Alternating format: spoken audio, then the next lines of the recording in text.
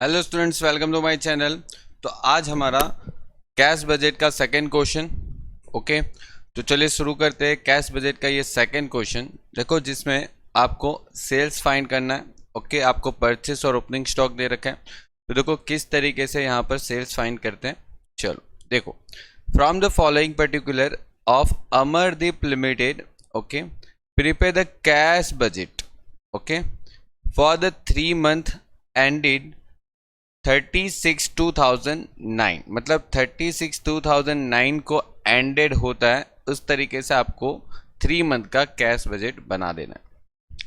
मतलब 6 मंथ, मतलब 6, ठीक है, 30/6/2009 को आपको क्लोज होना चाहिए। मतलब आपको स्टार्टिंग कहाँ से करना पड़ेगा, ठीक है, स्टार्टिंग कहाँ से करना पड़ेगा। मतलब देखो, एक तो अप्रैल, मई और जून, मतलब आपको जो कैश बजट बनाना है वो अप्रैल, मई और जून का बनाना पड़ेगा। ठीक है, तभी तो आपका 3 मंथ एंडेड होगा 36/2009 को। ओके, 36/2009 को आपका एंडेड हो जाएगा। अब देखो, क्वेश्चन में आपको परचेस और ओपनिंग स्टॉक दे रखा है, ओवरहेड दे रखा है, और आपको एक एडिशनल इंफॉर्मेशन दे रखी है जिसमें आपके पास कैश एंड बैंक बैलेंस है 1 अप्रैल 2009 की तारीख पे कितना है, 1 लाख। ठीक है, अब ये जो 1 लाख का आपके पास कैश बैलेंस है, ठीक है, तो चलो आपको पहले कैश बजट इस तरीके से देखो प्रिपेयर कर लेना है। ठीक है, इस तरीके से पहले आपको कैश बजट प्रिपेयर कर लेना है, जिसमें आपको जो कैश बजट बनाना है वो अप्रैल से लेके जून 3 मंथ का बनाना है 2009 का, जिसमें आपके पास ओपनिंग बैलेंस जो थी वो 1 लाख रुपीज़ थी स्टार्टिंग में, अप्रैल के स्टार्टिंग में, तो वो यहाँ पर लिख देंगे हम। ठीक है, अप्रैल के स्टार्टिंग में आपके पास 1 लाख रुपए की बैलेंस थी। आगे बढ़ते हैं क्वेश्चन के अंदर। तो देखो, आपको क्वेश्चन के अंदर क्या दे रखा है, ग्रॉस प्रॉफिट ऑन सेल्स 33 1/3%। अब देखो स्टूडेंट, जब भी ये ग्रॉस प्रॉफिट दे रखा है ना इस तरीके से, तो कभी भी उसको इस तरीके से मत देखो। मैं इसको कन्वर्ट कर देता हूँ फ्रैक्शन में। मतलब 33 और 1/3 का मतलब क्या हो जाता है, इसकी फ्रैक्शन वैल्यू सीधा 1/3 कर लो। मतलब आप किसी का 33.33% करो, उसके बेहतर है आप सीधा उसका 1/3 कर लो। ठीक है, क्योंकि आप 1/3 करोगे तो उतना ही वैल्यू आएगा 33.333%। ठीक है, तो आप उसको फ्रैक्शन में बदल दो। ठीक है, और आपको ये जो परसेंटेज है वो किसके ऊपर दे रखा है, ऑन सेल्स के ऊपर, मतलब सेल्स के ऊपर आपके पास 33.33% प्रॉफिट होना चाहिए। ओके, चल, फिर आपको आगे दे रखा है 60% purchase and sales are on credit. Okay, मतलब 60% परचेस जो है और सेल्स है वो क्रेडिट बेस पे होने वाला है, मतलब उधार पे होगा। और rate of cash discount for the cash purchase and cash sales 5%, मतलब कैश सेल्स और कैश परचेस के लिए 5% का कैश डिस्काउंट है। Okay, time lag payment of credit purchase and overhead आपको दे रखा है 1/2 मंथ एंड 1/2, मतलब 1/2 मंथ और 1/4 month. Quarterly depreciation on fix asset is 45,000, it is included in the overhead. Okay, ये पढ़ के रखेंगे, जब उसका काम आएगा तब मैं बताऊंगा। 6 पॉइंट पे आ जाओ तो वहां पर लिखा है 60% credit sales are collected in the month after sales and 30% in second month, remaining in the third month, ऐसा बोला है। ठीक है, इसको भी पढ़ के रखो, जब टाइम आएगा तब समझ लेंगे। ओके, और 7वां और 8वां पॉइंट हम बाद में समझते हैं। चलो, तो पहले हम क्वेश्चन को शुरुआत करते हैं। तो देखो, क्वेश्चन के अंदर आपको परचेस दे रखा है, ओपनिंग स्टॉक दे रखा है, सेल्स नहीं दे रखा। तो सेल्स फाइंड करने के लिए आपने 5वें सेमेस्टर के अंदर एक COGS, मतलब कॉस्ट ऑफ गुड सोल्ड की फॉर्मूला 5वें सेमेस्टर के अंदर आपने पढ़ी थी। क्या पढ़ी थी, opening stock plus purchase minus closing stock. Okay, opening stock, purchase और माइनस क्लोजिंग स्टॉक, ये हमने पढ़ा था 5वें सेमेस्टर के अंदर रेशियो एनालिसिस में। ओके, अब इसको कैसे यूज करना है, ठीक है, तो हम उसको देखते हैं। देखो, सबसे पहले इस फॉर्मूला को आपको ये वर्किंग नोट्स के अंदर लिखना है, जिसमें आप ऐसे लिख सकते हो। देखो, ओपनिंग स्टॉक पहले लिखोगे, फिर उसमें परचेस लिखोगे, और फिर उसमें क्लोजिंग स्टॉक लिखोगे। ओके, तो ये ओपनिंग स्टॉक हो गया, ये परचेस हो गया, और ये क्लोजिंग स्टॉक हो गया। तो ओपनिंग स्टॉक के अंदर परचेस ऐड करोगे और क्लोजिंग स्टॉक क्या करोगे, लेस करोगे। ठीक है, इतना तो कंफर्म। अब देखो इसको कैसे करना है। एक काम करना है, आपको सबका ओपनिंग स्टॉक लिख देना है। सबका मतलब जितने भी ओपनिंग स्टॉक की अमाउंट है उसको पहले उधर जाके लिख दो। ठीक है, सारी ओपनिंग स्टॉक को आप ओपनिंग स्टॉक के जगह पर लिख दोगे। चलिए, तो लिख देते। देखो, यहां पर लिखते जाते ओपनिंग स्टॉक कितना है, 25,000। फिर आप 37,500, फिर उसके बाद 62,500, उसके बाद 75,000, उसके बाद 68,750। ठीक है, सारी अमाउंट का आप वहां पर लिख दो। और उसके बाद आप परचेस देखो, परचेस आपके पास कितना है वो देख लो। परचेस कितना है, 3,00,000, 3,50,000, 4,00,000, 4,50,000, 5,00,000। तो उसको भी यहां पर लिख दो। 3,00,000, 3,50,000, 4,00,000, 4,50,000 और 5,00,000। ओके, ये आप यहां पर लिख दो। उसके बाद सर क्लोजिंग स्टॉक तो दे नहीं रखा है क्वेश्चन में, तो दे रखा है, रुको जरा देखो कैसे क्लोजिंग स्टॉक मिलेगा। आपको पता है कि जिस महीने का ओपनिंग स्टॉक होता है वो ओपनिंग बाद में होता है, पहले तो उसके पिछले वाले मंथ का वो क्लोजिंग होता है। समझे? देखो समझाता हूं। जैसे कि फॉर एग्जांपल आप ऐसा बोलोगे कि सर अप्रैल का मंथ है, ओके, फिर अप्रैल के बाद कौन आता है, मई, ओके, मई आएगा, ओके।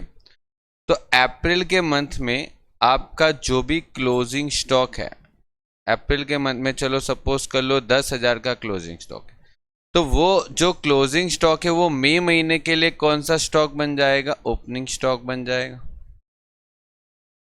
समझे बात को? मतलब जिस महीने का ओपनिंग स्टॉक है वो उसके अगले वाले मंथ का, मतलब उसके पिछले वाले मंथ का, सॉरी अगले वाले मंथ का नहीं, पिछले वाले महीने का वो क्लोजिंग स्टॉक बन जाएगा। मतलब प्रीवियस मंथ का वो क्लोजिंग स्टॉक बन जाएगा। ठीक है, ओपनिंग स्टॉक जो भी है उसके प्रीवियस मंथ का कौन सा स्टॉक बन जाएगा, क्लोजिंग स्टॉक। मतलब देखो यहां पर अप्रैल में ओपनिंग स्टॉक दिख रहा है ना, वो उससे प्रीवियस मंथ मतलब मार्च वाले मंथ का वो कौन सा क्लोजिंग स्टॉक बन जाएगा, मतलब उसको लेस कर देंगे। जैसे मई महीने का जो ओपनिंग स्टॉक है वो पहले उसके पहले मंथ का, मतलब कि अप्रैल वाले मंथ का वो क्लोजिंग बन जाएगा। यहां पर 75,000 वो क्लोजिंग बन जाएगा, और यहां पर 68,750 वो क्लोजिंग बन जाएगा। और यहां पर देखो कुछ अवेलेबल नहीं है, क्योंकि जुलाई के बाद क्या आता है, ठीक है, जुलाई के बाद जो मंथ आता है वो आपके पास है नहीं, और ना तो उसका ओपनिंग स्टॉक है क्वेश्चन के अंदर। ठीक है, तो आप उसको डैश कर दो, कोई ज़रूरत नहीं है उसकी, आप उसको डैश कर दो। ठीक है, आपके पास है भी नहीं, देखो क्वेश्चन में पूरा पढ़ लो, कहीं पर भी नहीं। ओके, तो ये आपके पास अभी इतनी ही अमाउंट है, आप उतना अमाउंट यहाँ पर लिख दो।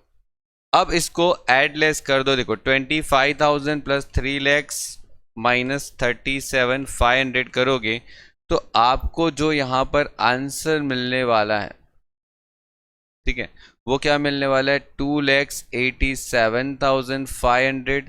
यहाँ पर जो आंसर मिलेगा उसको आप टोटल करो और लेस करके बताओ क्या आंसर आ रहा है, 3,25,000। ठीक है, यहां पर जो आंसर आ रहा है उसका टोटल करो, कितना आ रहा है, 3,87,500। और यहां पर भी देख लो क्या आंसर आ रहा है,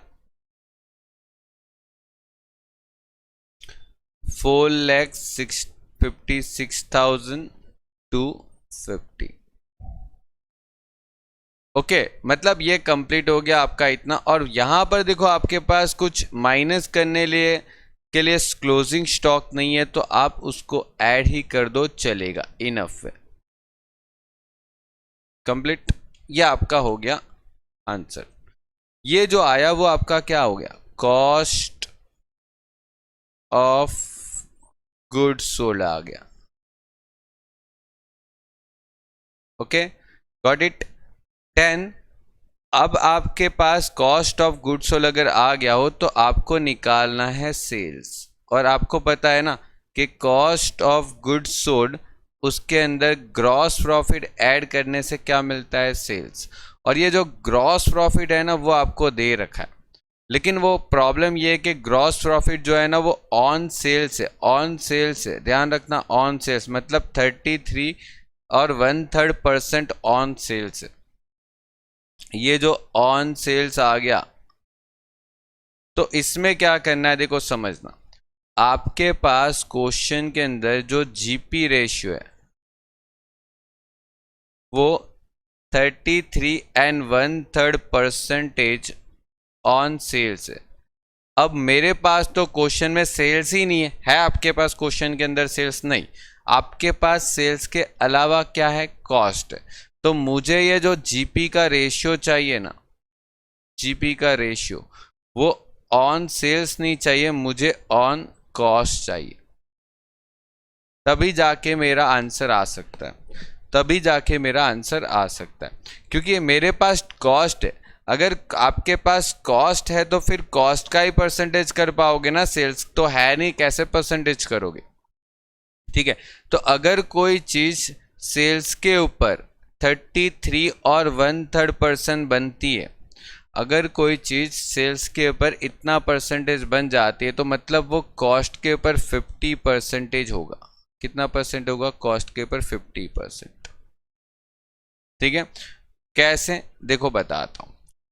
अगर आपको ये तरीका नहीं समझ में आता तो आप एक काम करो, सेल्स एज्यूम कर लो, क्या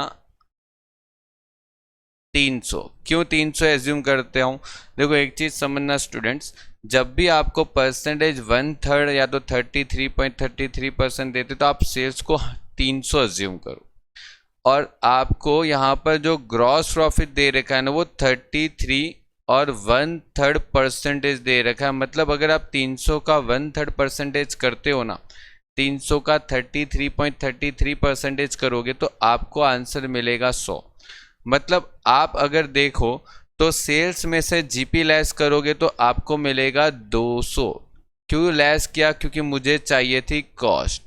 अगर ये सेम चीज अगर आप देखते हो तो यहाँ पर जो परसेंटेज बनते हैं, यहाँ पर जो परसेंटेज बनते हैं वो 33 और 1/3% है, और यहाँ पर जो परसेंटेज बन रहे हैं ना वो एक बार चेक करो, वो 50% बन रहे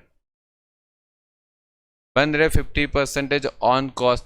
इसीलिए ये दो चीज आपको पता होनी चाहिए कि जब भी कोई अमाउंट, जब भी कोई सेल्स के ऊपर अगर 50% होता है, ठीक है, सेल्स के ऊपर अगर 50% होता है तो वो कॉस्ट के ऊपर कितना परसेंट होता है, अगर सेल्स के ऊपर 33.33% होता है तो कॉस्ट के ऊपर कितना परसेंट होता है। तो ये सब अगर आपको मालूम होगा ना तो आपको 6 सेमिस्टर में हर एक चैप्टर के अंदर, आपके पास 3 चैप्टर है, सभी चैप्टर में आपको इस चीज़ का बहुत अच्छा बेनिफिट मिलेगा, क्योंकि हर चीज़ आप इस सेमिस्टर में एज्यूम करके करोगे तो नो डाउट आंसर आ जाएगा, लेकिन आपका जो टाइम कंज्यूमिंग है वो बहुत ज़्यादा चला जाएगा क्वेश्चन सॉल्व करने के लिए, ठीक है। मतलब देखो यहाँ पर आपके पास जो जीपी है वो आपको कितना परसेंट लेना है, 50% लेना है। ये 33 जो दिया था वो तो आपको सिर्फ फंसाने के लिए दिया था, ठीक है।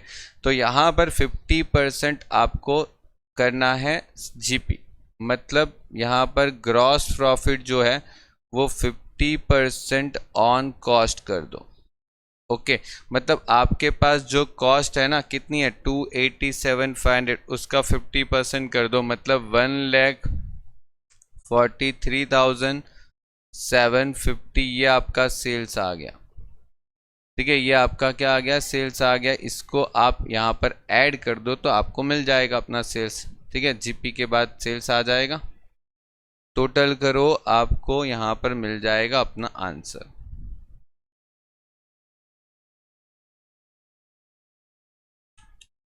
$4,31,250 आपका सेल्स आ गया। ओके, सेल आ गया आपका। 3,50,000 मतलब 3,25,000 पर आप 50% करोगे तो 1,62,500 आ रहा है, और फिर उसको आप ऐड कर दो तो आपका 4,87,500 आंसर आ रहा है। यहाँ पर सेम चीज़ 3,87,500 पर आप 50% करो, 1,93,750 अगर आप ऐड करते हो तो आपका आंसर आ रहा है 5,81,250। 456,250 पर 50% आप ऐड करोगे तो 2,28,125, ये आप ऐड करोगे तो आपको आंसर मिलेगा 6,84,375। ओके, और यहाँ पर 5,68,750 का 50% ऐड करते हो तो 2,84,375, और फिर उसका जो आंसर आने वाला है वो 8,53,125, ये आपका सेल्स हो गया। ओके, ये हो गया। अब आपको ये तो जो आपके पास आया वो तो आपका टोटल सेल्स हो गया। ओके, अब टोटल सेल्स के बाद आपको करना क्या है, तो आपको क्वेश्चन के अंदर एक जगह पर बोला गया है कि कैश सेल्स और क्रेडिट सेल्स कितना है। देखो, आपके पास क्वेश्चन के अंदर बोला गया है 3rd नंबर के पॉइंट में कि 60% परचेस एंड सेल्स जो हो रहा है वो हमारा क्रेडिट पे होता है, मतलब उधार पे।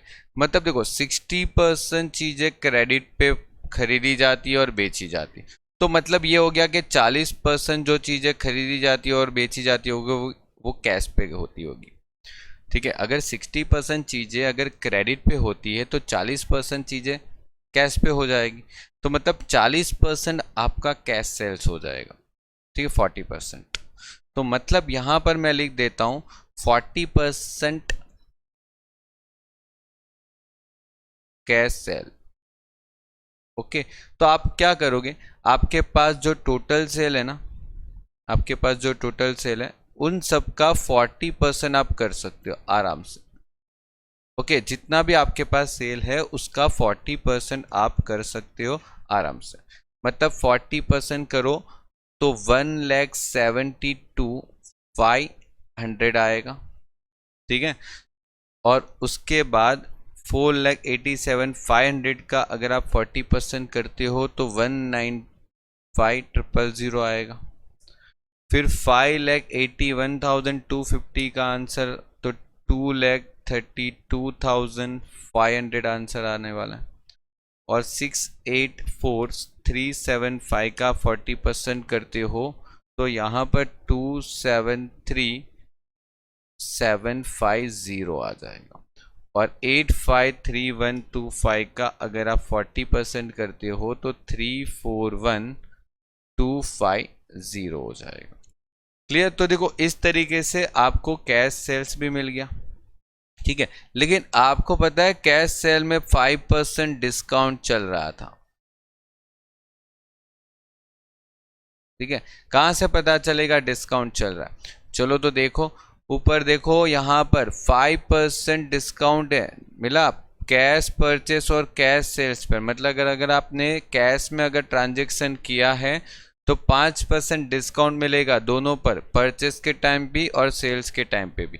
मतलब यहाँ पर आप 5% करो, किसका 5% करोगे तो सीधी बात है, आपके पास जो ऊपर अमाउंट आई, जो हमने 40% की अमाउंट निकाली, उसका 5% माइनस कर दो। ठीक है, अब देखो 1,72,500 का 5% करोगे तो 8,625 आ रहा है, और उसको अगर लेस कर दोगे तो मतलब आपको पता चल जाएगा कि आपने कैश में कितना पैसा कमाया बेच के। मतलब ये जो है वो नेट कैश रिसीव्ड आ गया। मतलब कैश सेल में आपको कितना पैसा मिला वो आपको पता चल जाएगा 97,500 मतलब सॉरी 97,500 और उसमें से माइनस करोगे 185,250। उसके बाद 232,500 पे 5% डिस्काउंट मतलब 11,625 और उसमें से लेस कर दोगे तो 220,875। 273,750 का 5% करोगे तो देखो यहाँ पर अभी आपका जो आंसर है वो पॉइंट में जा रहा है। ठीक है, यहाँ पर अगर आपका आंसर पॉइंट में जा रहा है तो देखो आप थोड़ा सा उसको राउंड ऑफ कर सकते हो। ठीक है, कोई ऐसा हार्ड एंड फास्ट यहाँ पर रूल्स नहीं है, आप राउंड ऑफ कर लो यहाँ पर, मतलब पॉइंट के बाद के डिजिट को इग्नोर कर दो। तो पॉइंट के बाद के डिजिट को इग्नोर करते हो तो यहाँ पर जो माइनस में आंसर माइनस करके जो आंसर आने वाला है वो 63 आ जाएगा। ओके, मतलब अगर आपने ऊपर एक ऐड कर लिया तो फिर नीचे उतना आंसर कम आएगा। ओके, उसका कोई इतना इफेक्ट नहीं पड़ेगा, आपका आंसर 1 रुपये का फर्क आएगा, ज़्यादा से ज़्यादा इतना कुछ फर्क नहीं आता। ओके, अब देखो यहाँ पर आपको ये जानना जरूरी है कि आपको कौन से मंथ का बजट बनाना है। आपको एक अप्रैल का बजट बनाना, एक मई का बजट बनाना और एक जून का बजट बनाना।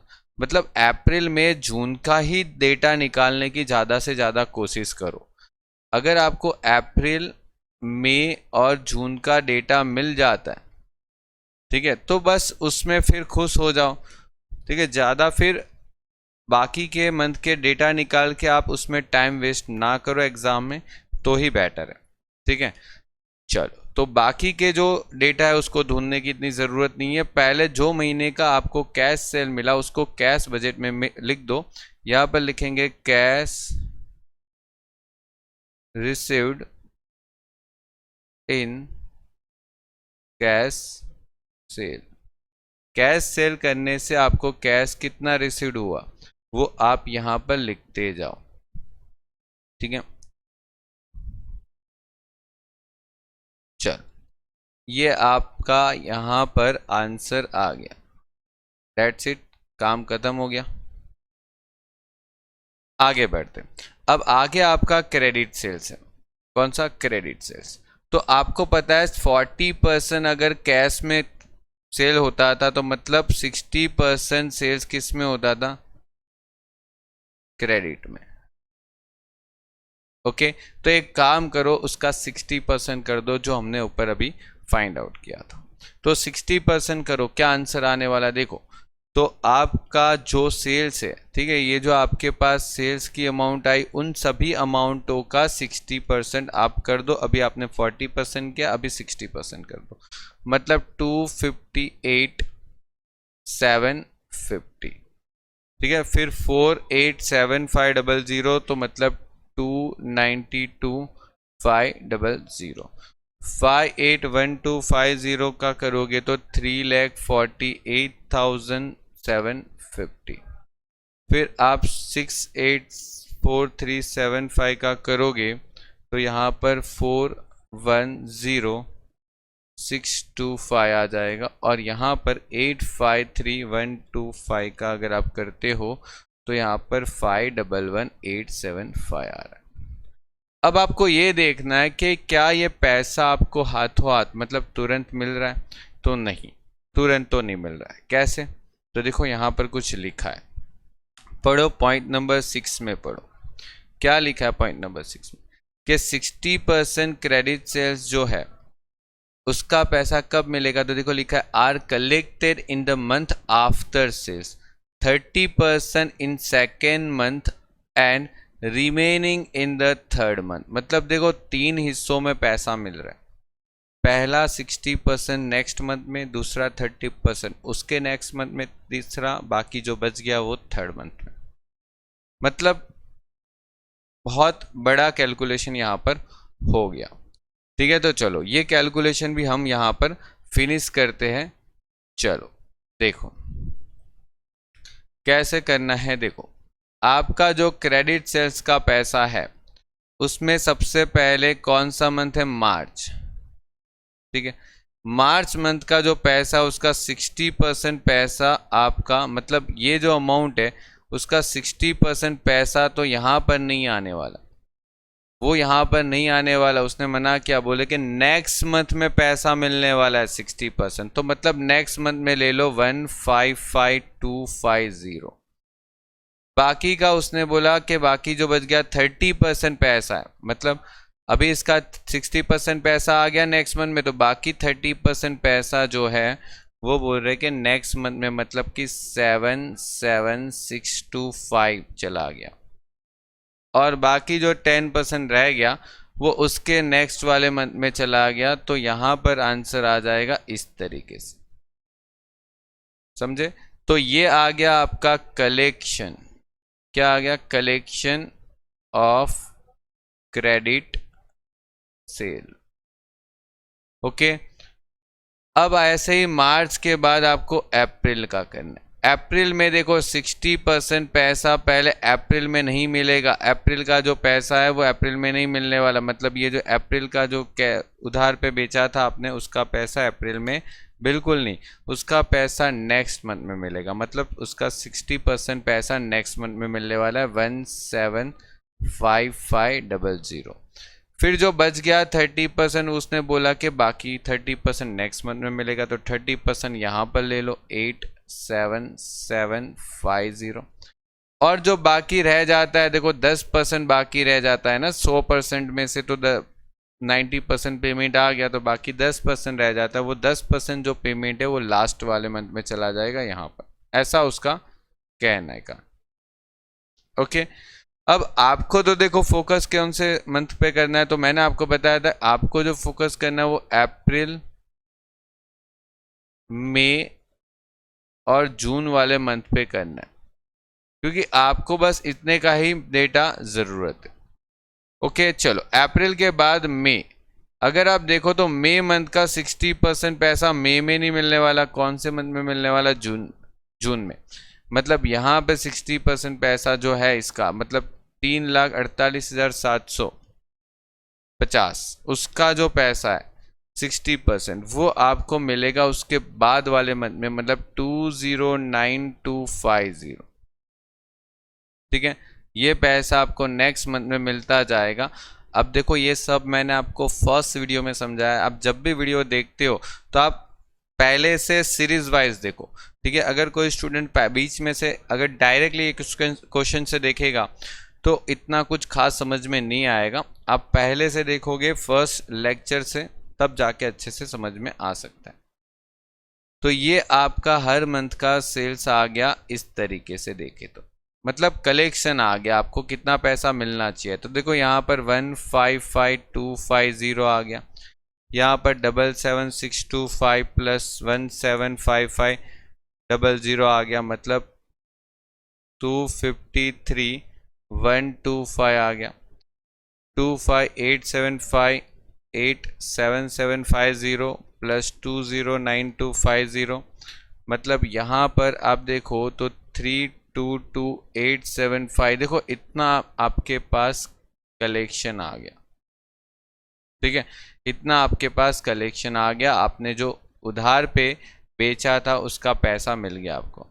ठीक है, तो ये जो पैसा आपको मिला, ठीक है, ये जो पैसा आपको मिला उसको आप उधर स्टेटमेंट में जाके लिख दो कैश बजट के। ठीक है, कैश बजट के स्टेटमेंट में जाके लिख दो, यहां पर देखो लिख दो कलेक्शन ऑफ क्रेडिट सेल्स। कितना कलेक्शन हुआ? तो देखो पहले मंथ में कुछ इतना ही पैसा मिला था, ठीक है, दूसरे मंथ में कुछ इतना ही पैसा मिला था, और तीसरे मंथ में कुछ इतना पैसा मिल गया था। हो गया, तो ये हिसाब से आपको काम करना है। अब आगे बढ़ते हैं क्वेश्चन। ओके, चलिए, तो देखो क्वेश्चन के अंदर आपको अभी बोला गया है कि 60% परचेस भी हम कैसे कर रहे हैं? क्रेडिट पे, मतलब समझो सेल्स और परचेस दोनों 60% क्रेडिट पे हो रहे हैं। अब आपके पास परचेस तो देखो कितना है, 3 लाख, 3.5 लाख, 4 लाख, 4,50,000 और 5 लाख, ऐसे है ना।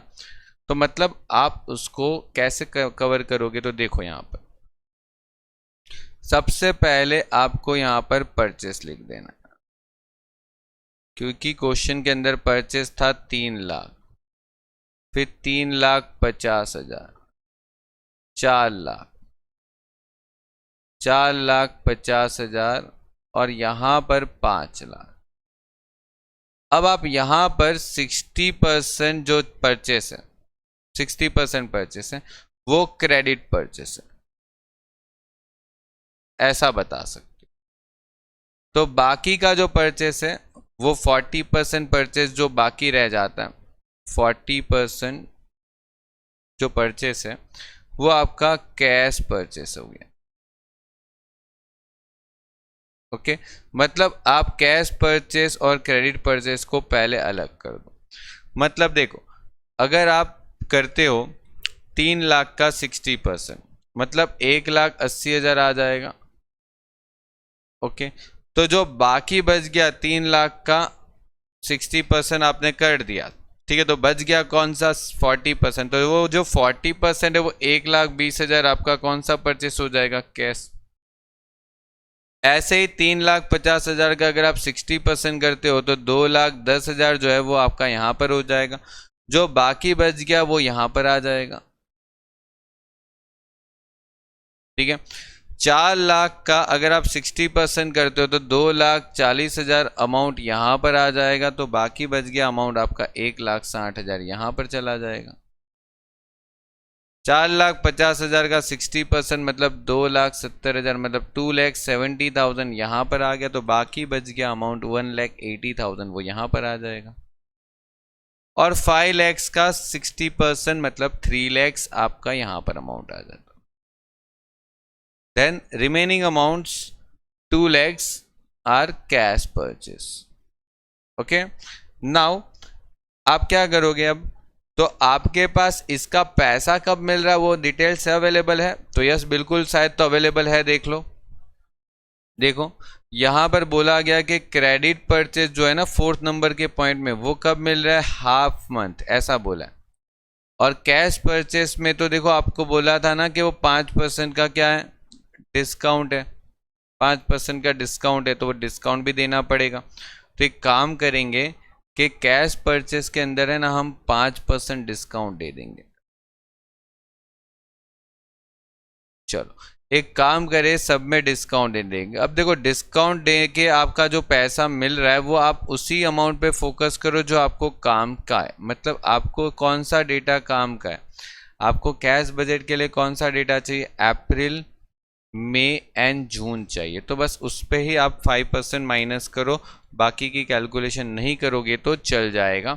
यहाँ पर ये माइनस कर दो 7,000 का डिस्काउंट, तो आपका कैश परचेस का पेमेंट ये हो गया 1,60,000 का 5% मतलब 8,000 आप माइनस करोगे तो जो बच गया वो 152 ही रहने वाला है। और 1,80,000 का 5% करोगे तो 9,000 आ जाएगा, तो जो बाकी बच गया वो अमाउंट आप यहाँ पर लिख दो 171। मतलब ये आ गया payment for cash purchase. Okay, आपने कैश परचेस के लिए कितना पेमेंट किया वो मिल गया। अब आपको यहाँ पर पेमेंट करना है, पेमेंट ऑफ क्रेडिट परचेस। कैसे डिसाइड करोगे कि क्रेडिट परचेस का पेमेंट कितना करना है, क्रेडिट परचेस का पेमेंट कितना करना है वो कैसे डिसाइड करोगे, चलो तो वो भी डिसाइड कर लेते हैं। देखो यहां पर आपको क्रेडिट परचेस के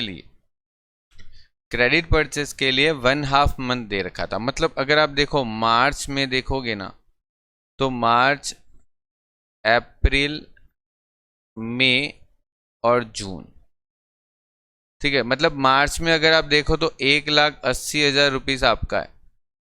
ठीक है, आपका क्रेडिट परचेस कितना है, 1,80,000 मार्च वाले मंथ में। ओके, फिर अप्रैल वाले मंथ में आपका क्रेडिट परचेस कितना है, तो अप्रैल वाले मंथ में आपका क्रेडिट परचेस है 2,10,000। फिर आपके पास यहाँ पर 2,40,000, फिर यहाँ पर आपके पास 2,70,000।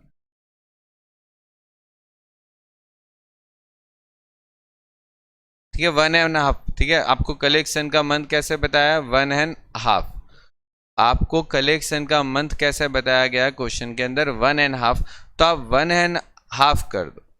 तो 1.5 करोगे तो देखो यहां पर क्या होगा, इसका आधा करोगे तो मतलब इसका मतलब ये हो गया कि आधा पेमेंट आपको 90,000 यहां पर मिलेगा, आधा पेमेंट 90,000 यहां पर, ठीक है। आधा पेमेंट करंट मंथ में होता है और आधा पेमेंट नेक्स्ट मंथ में होता है, ठीक है।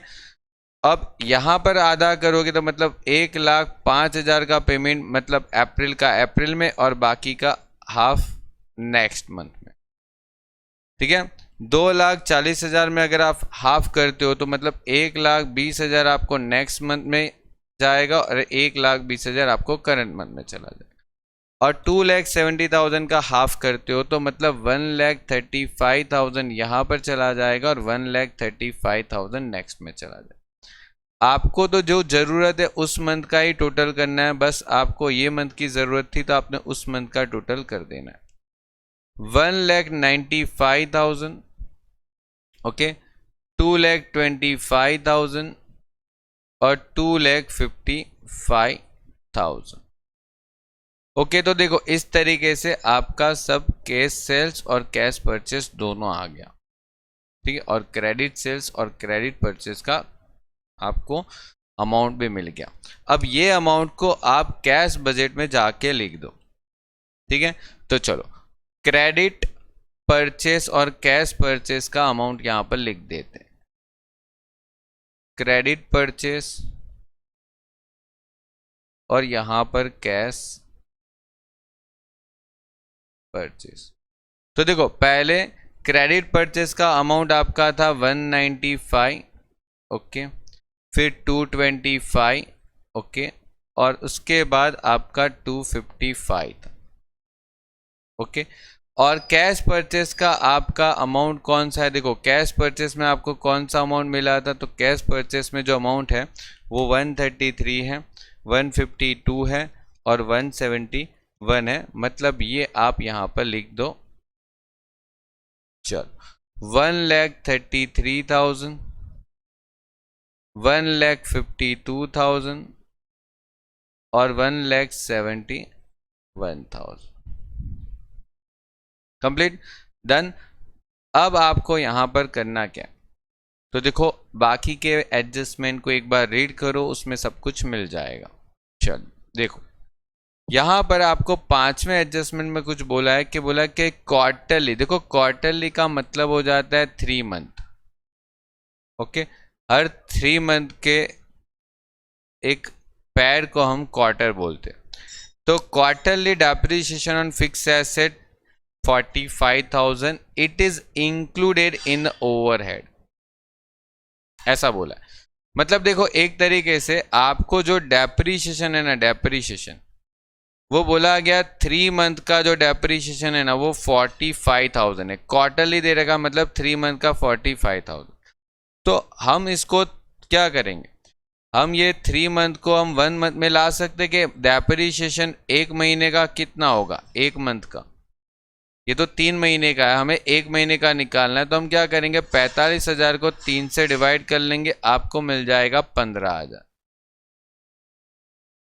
अब ये जो डेप्रिसिएशन है ना स्टूडेंट्स, उसका कोई पेमेंट नहीं होता। आप डेप्रिसिएशन का कभी किसी को पेमेंट करते हो क्या, नहीं ना।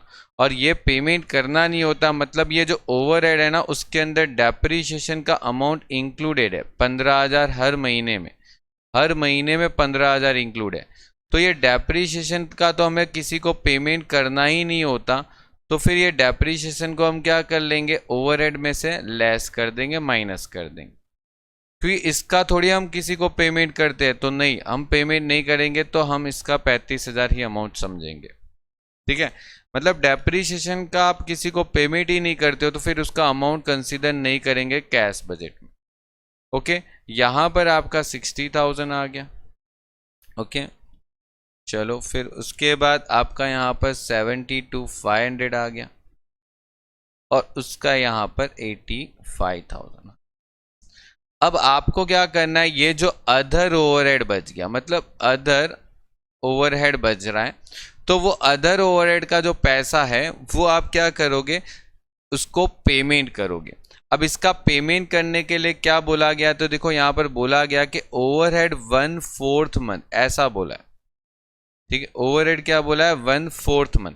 तो आप क्या करोगे यहाँ पर 35, 47,500, 60,000 और 72,500, ठीक है। 35,000, 47,500, 60,000 और 72,500, इसको पेमेंट बताओगे। कैसे पेमेंट बताना है, 1/4 के हिसाब से। अब देखो कैसे 1/4 करना है, ठीक है। चलो, तो यहां पर लिखेंगे ओवरहेड पेमेंट। अब ओवरहेड पेमेंट जब करना है तो हमें लिखना है मार्च से, ठीक है, मार्च से, फिर मार्च के बाद अप्रैल, फिर मई, फिर जून। मतलब देखो मार्च में ओवरहेड कितना था, 35,000 था। फिर अप्रैल में ओवरहेड कितना था, 47,500 था।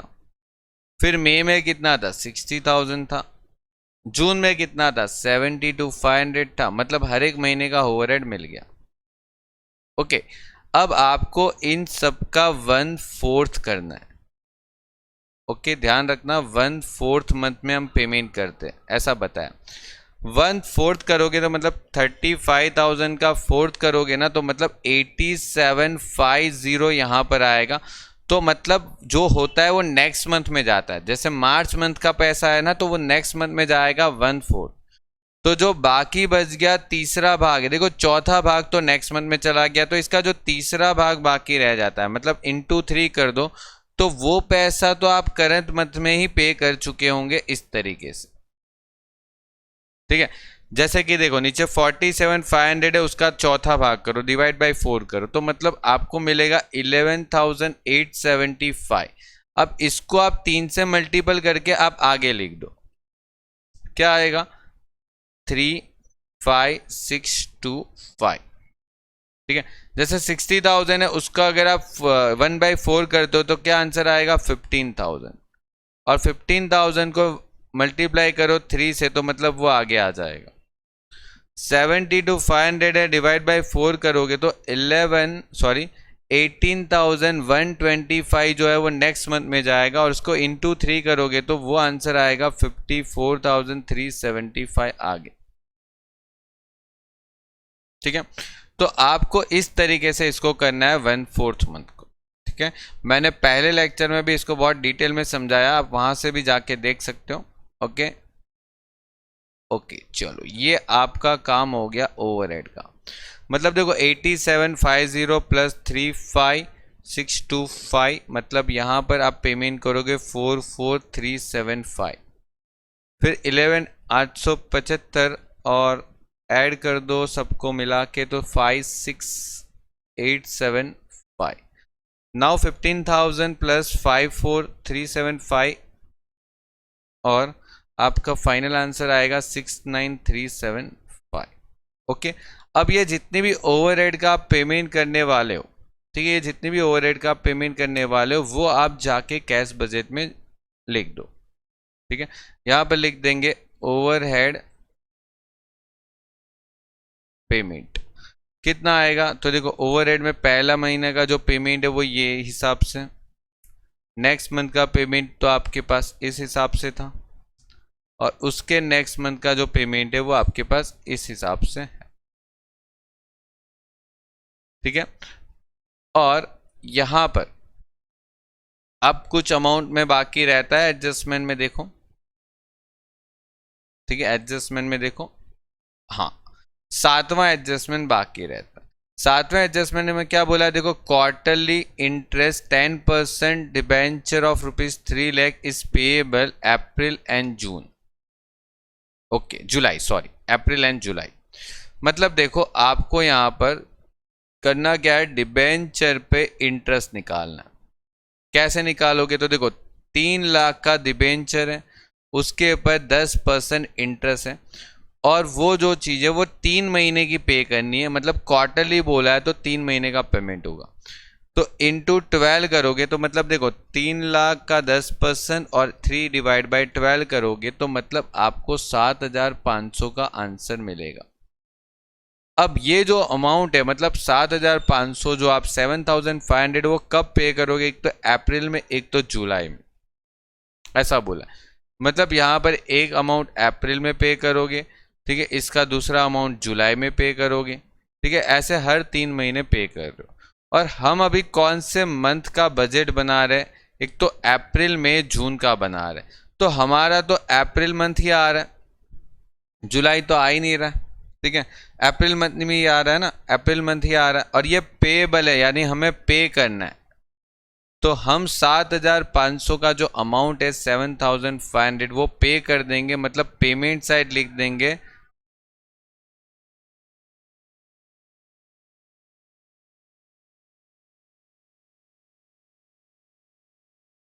ओके, ये आ गया 7,500। ओके, चलो next, estimated monthly salary 10,000 which is to be paid on 7th day of next month. Okay, देखो जो महीने की सैलरी है ना वो नेक्स्ट मंथ की 7th डे को पे हो जाएगी। मतलब समझो कि अप्रैल की सैलरी है तो वो अप्रैल पूरा खत्म हो जाएगा, उसके बाद अप्रैल के बाद जो मई का महीना आएगा उसमें 7वीं तारीख को वो आपको मिल जाती है, ऐसा है, मतलब वो पे कर देना है। और salary will increase at the rate 10% from the month of March, मतलब मार्च मंथ से अपनी जो सैलरी है वो 10% इंक्रीज हो रही है। ओके, तो देखो आपको करना क्या है कि मार्च मंथ से इंक्रीज हो रही है ना, तो देखो यहां पर आपको करना क्या है,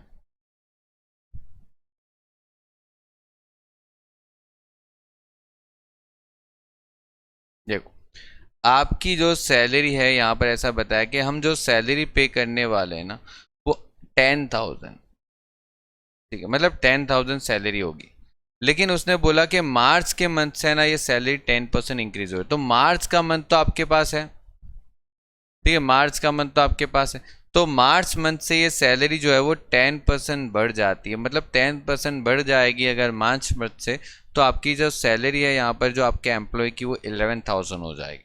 तो हर महीने आप 11,000 पेमेंट करोगे सैलरी का, ठीक है, आप 11,000 सैलरी का पेमेंट करोगे हर महीने।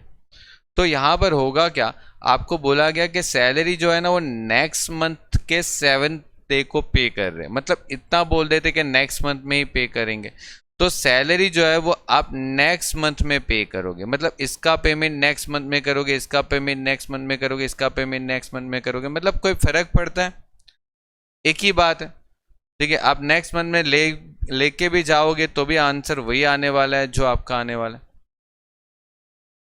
ठीक है ना। तो आपको यहां पर करना क्या है, सैलरी लिखना है यहां पर, और कितनी सैलरी लिखनी है, 11,000, 11,000, 11,000। ओके, चलो अब देखो आपको करना क्या है, पेमेंट साइड का टोटल कर देना है और रिसिप्ट साइड का टोटल कर देना, मतलब सारे एक्सपेंसेस जो आपने पे किए उसका एक टोटल यहाँ पर बन जाएगा। और यहाँ पर आपने 1,00,000 प्लस 1,85,250 प्लस 1,55,250, यहाँ पर आपका जो टोटल है वो 4,40,500 आ रहा है। और जितना आपने कैश रिसीव्ड किया उसमें से आपने जितना कैश एक्सपेंस किया है वो आप लेस कर दो, तो आपको यहाँ पर मिलेगा 4,9625, ठीक है, ये आपका कैश बैलेंस मिल गया क्लोजिंग का। ये जो क्लोजिंग बैलेंस है वो आप यहाँ पर ऊपर लिख दो 4,9625, और फिर आप यहाँ पर उसको ऐड करो फिर से, और फिर बताओ आपका क्या बैलेंस आ रहा है, 5,23,625, ये आपका फाइनली रिसिप्ट आ गया, मतलब इतना आपने इस मंथ में रिसिप्ट किया। और फिर उसके बाद आपने पेमेंट कितना किया, तो ये जो पेमेंट है वो देखो कितना आ रहा है, ये आपका पेमेंट हो गया, मतलब 4,44,875 ये आपका पेमेंट हो गया। और पेमेंट जो है वो आपकी रिसिप्ट में से माइनस कर दो तो आपको मिल रहा है 78750। ये आपका बैलेंस हो गया। ठीक है, ये जो बैलेंस है वो आप नेक्स्ट मंथ में वापस ट्रांसफर कर दो स्टार्टिंग में, मतलब 78750, और फिर उसमें टोटल करो 260063 प्लस 322875, मतलब यहाँ पर 661688, ये आप टोटल कर लो। और फिर आप यहाँ पर एक्सपेंस जितने पेमेंट किया एक्सपेंस का उसका टोटल कर लो। देखो क्या आंसर आ रहा है। यहाँ पर आपका आंसर आ रहा है 5,06,375, और ये अमाउंट को आप माइनस कर दो, कितना आ रहा है आपका बैलेंस 155,313। ओके, तो देखो लास्ट में आपका कैश बैलेंस ये आ रहा है और यहाँ पर आपका बैलेंस फिनिश हो जाता है। ओके, तो देखो ये क्वेश्चन डन हो गया, कंप्लीट हो गया। आपको अगर इस क्वेश्चन की पीडीएफ चाहिए सॉल्वेड, तो आप नीचे डिस्क्रिप्शन में टेलीग्राम लिंक दे रखी है, वहाँ पर जाके ज्वाइन कर सकते हो और वहाँ से ये पीडीएफ रिसीव कर सकते हो। Okay, good bye.